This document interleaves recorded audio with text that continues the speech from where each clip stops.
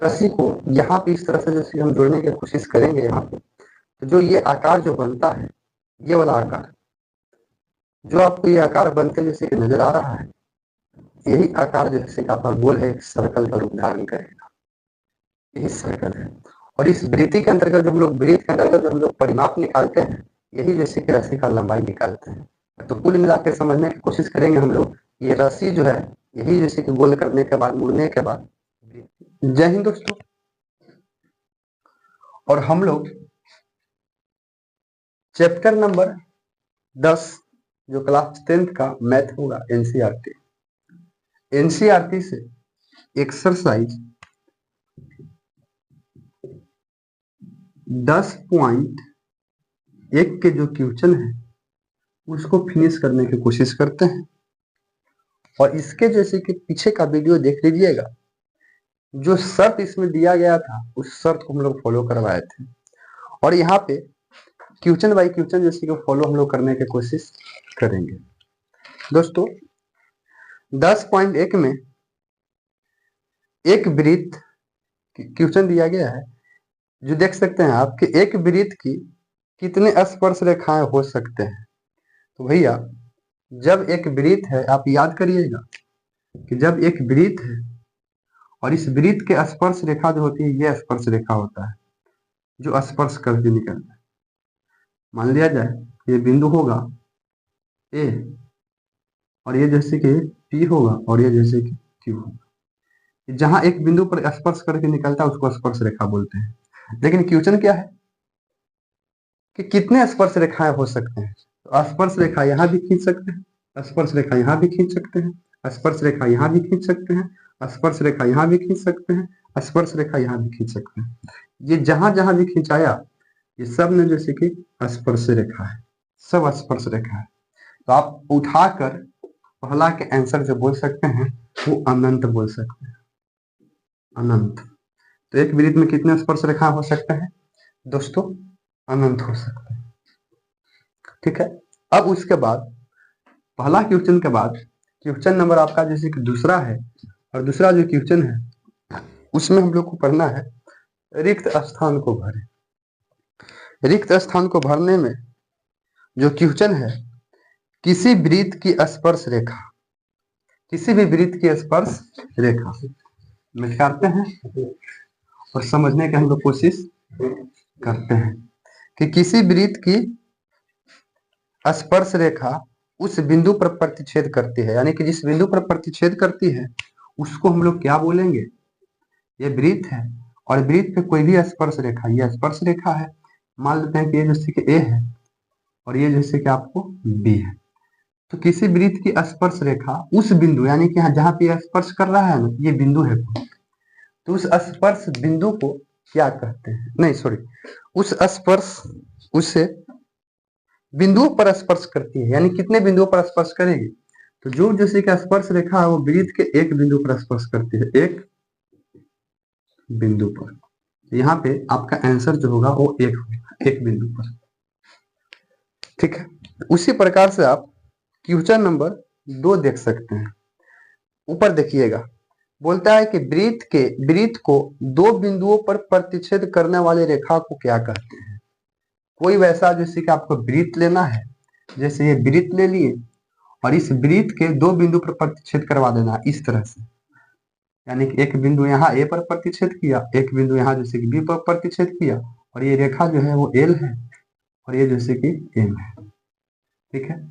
तो एक वृत्त के दो बिंदु पर प्रतिच्छेद करने वाला रेखा को हम लोग क्या कहते हैं? तो आंख मूंद के आपको बताए थे भैया कि छेदक बोलते थे, छेदक।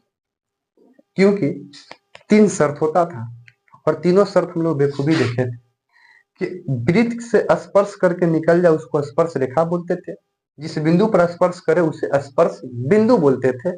लेकिन एक ही बिंदु पर स्पर्श करता है उसलिए जैसे एक बिंदु बोले हैं, और जिस बिंदु पर प्रतिच्छेद करता है उस बिंदु को क्या कहते हैं? तो स्पर्श बिंदु कहते हैं।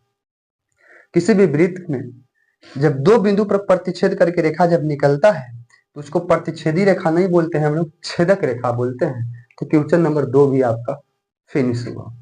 उसी प्रकार से आप क्वेश्चन नंबर 3 देख सकते हैं कि एक वृत्त की डॉट डॉट डॉट समानांतर स्पर्श रेखाएं हो सकती है। यानी कि किसी भी प्रकार के जैसे कि आपको वृत्त लेना है और उस वृत्त में आपको जैसे कि समानांतर दिखना है, और समानांतर में क्या दिखना है दोस्तों, तो स्पर्श रेखाएं दिखना है। मान लिया जाए कि हम लोग ये वृत्त लिए, ठीक है, इस वृत्त में समानांतर बोलते हैं आमने सामने को, ये जो रेखा गया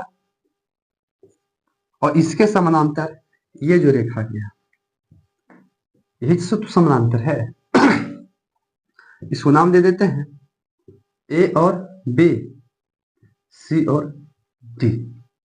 तो एक वृत्त में कितने जैसे कि डॉट डॉट डॉट समानांतर रेखाएं हो सकते हैं। तो समानांतर बोलते हैं आमने सामने को, और आमने सामने जो एक वृत्त में जो समानांतर रेखा जो होगा, उस समानांतर रेखा जो जैसे कि 2 होगा, यानी कि इसका आंसर जो है वो 2 होगा।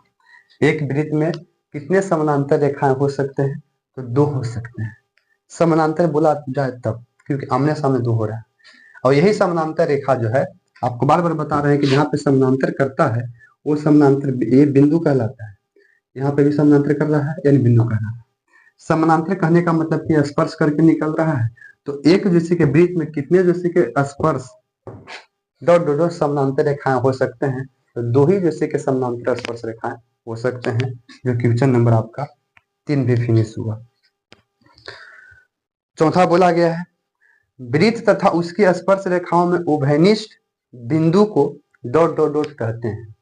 यानी कि कोई भी प्रकार के वृत्त है और उससे जो स्पर्श रेखा खींचते हैं, और जिस स्पर्श रेखा जो खींचते हैं वो जो यहाँ पर बिंदु होता है, जैसे मान लिया कि बिंदु जैसे कि आपका एम होगा, इस एमवा को क्या कहेंगे, इसको हम लोग स्पर्श रेखा नहीं बोल के स्पर्श बिंदु बोलेंगे। स्पर्श बिंदु बोलते हैं, यानी कि स्पर्श बिंदु होगा। आई होप, हम उम्मीद करते हैं कि आपका जो है 10.1 के रिक्त स्थान का क्वेश्चन जैसे कि पूर्ण हुआ दोस्तों, क्योंकि ये स्पर्श बिंदु कहलाएगा। स्पर्श रेखा जिस बिंदु पर स्पर्श करता है उसे स्पर्श बिंदु कहते हैं, लिखते जाइएगा। अब उसी के साथ नेक्स्ट हम लोग जैसे कि क्वेश्चन करते हैं, और क्वेश्चन जो है अगला जो है वो हम लोग देखने की कोशिश करते हैं कि क्या है, क्योंकि 2 तक हम लोग कर लिए। आगे जब हम लोग बढ़ेंगे तो इसमें जो हम लोग को क्वेश्चन पढ़ना है वो क्वेश्चन 3 हो। और क्वेश्चन 3 में जो आपका क्वेश्चन है वो आप जैसे कि देख सकते हैं, आपको ऊपर नजर आएगा।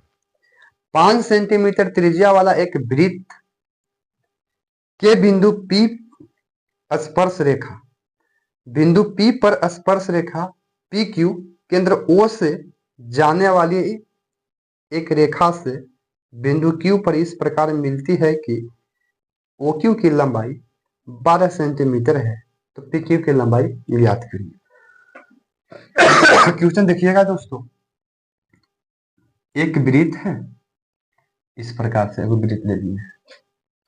इस वृत्त की त्रिज्या जो है वो 5 सेंटीमीटर है। मान लिया कि त्रिज्या जो है 5 सेंटीमीटर, क्योंकि वृत्त केंद्र से परिधि पर डाला गया दूरी जो है 5 सेंटीमीटर है, ठीक है। तो 5 सेंटीमीटर त्रिज्या वाला एक वृत्त के स्पर्श वृत्त के बिंदु P पर स्पर्श रेखा PQ,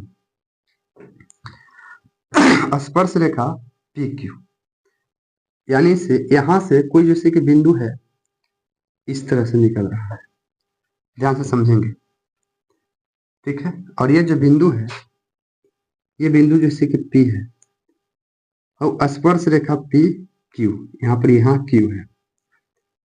केंद्र O से जाने वाली रेखा 5 सेंटीमीटर त्रिज्या वाले एक वृत्त से बिंदु P पर स्पर्श रेखा PQ, सॉरी, बिंदु P से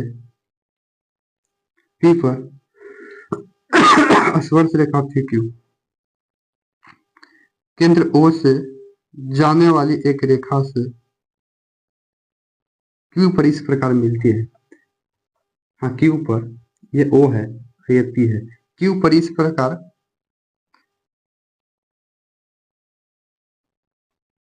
प्रकार मिलती है कि OQ की लंबाई, यानी कि यहां से यहां तक की लंबाई 12 सेंटीमीटर है। 12 सेंटीमीटर है, तो पीक्यू की लंबाई ज्ञात करें। पीक्यू की लंबाई मतलब इसका, ये पीक्यू की लंबाई आप ज्ञात करें इसको। अब ध्यान से देखें दोस्तों, ये आप देखेंगे वृत्त के केंद्र से परिधि पर डाला गया जो लंब होता है, त्रिज्या जो होता है, ये 90 डिग्री होता है।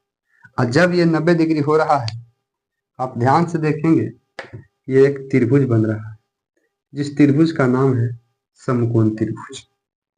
क्योंकि 90 डिग्री के सामने वाला जो होता है, ये इसको हम लोग जैसे कि एच बोलते हैं। ये आधार हो जाएगा बी और ये हो जाएगा पी। पी ये दिया है 5, बी दिया है, तो हम लोग पाइथागोरस प्रमेय से कह सकते हैं, पाइथागोरस प्रमेय से बोलेंगे, क्या बोलना है कि एच के स्क्वायर बराबर पी के स्क्वायर प्लस बी के स्क्वायर। एच के स्क्वायर जैसे कि आपको 12 है तो 12 के स्क्वायर हो जाएगा, पी के स्क्वायर जैसे कि 5 है तो 5 हो जाएगा, और बी तो बी है, ये है, बी के जगह पर पी क्यू हो गया। और ये आपको पी क्यू के ही लंबाई ज्ञात करना है, पी और क्यू के ही लंबाई ज्ञात करना है। तो पी क्यू के स्क्वायर 12 के स्क्वायर जैसे कि 144 बराबर 5 के स्क्वायर हो जाएगा 25 प्लस जैसे कि पी क्यू के स्क्वायर हो जाएगा। अब ये इधर आके घटेगा तो 144 माइनस हो जाएगा 25 बराबर हो जाएगा पी क्यू के स्क्वायर। अब ध्यान से देखेंगे दोस्तों कि घटने के बाद 119 आता है बराबर जैसे कि पी क्यू के स्क्वायर। ये स्क्वायर को हटाएंगे तो रूट पे चढ़ जाएगा 119 बराबर जैसे कि पी क्यू। और हम लोग को फाइनली पी क्यू के ही लंबाई बोलना था, तो पी क्यू के जो लंबाई आ रहा है वो रूट अंडर 119 आ रहा है, रूट अंडर 119 आ रहा है। आई होप, हम उम्मीद करते हैं कि आप सबों को समझ में आ रहा हो, और अगर यदि वीडियो समझ में आए तो लाइक, सब्सक्राइब एंड शेयर जरूर कीजिएगा। इसी के साथ दोस्तों आपको जैसे कि क्वेश्चन नंबर 4 खींचना है, ठीक है। हम इस फिगर को मिटाते हैं और क्वेश्चन नंबर 4 को हम लोग पढ़ लेते हैं कि कहा गया है। देखिए दोस्तों, जो आपको ऊपर झलकेगा क्वेश्चन 4 कह क्या रहा है, ध्यान से देखने की हम लोग कोशिश करेंगे। तो क्वेश्चन नंबर 4 बोलता है कि एक वृत्त खींचिए, और एक वृत्त खींचिए, पहले इस तरह से वृत्त खींच लीजिए, एक वृत्त खींचिए और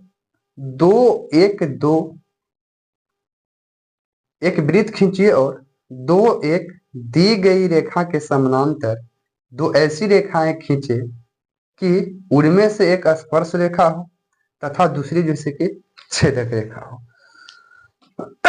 एक इस वृत्त पर ऐसी दो रेखा खींचना है जिसमें एक जो हो वो आपको जैसे कि समानांतर हो, क्या होना चाहिए, समानांतर, नहीं सॉरी, स्पर्श रेखा, ठीक है।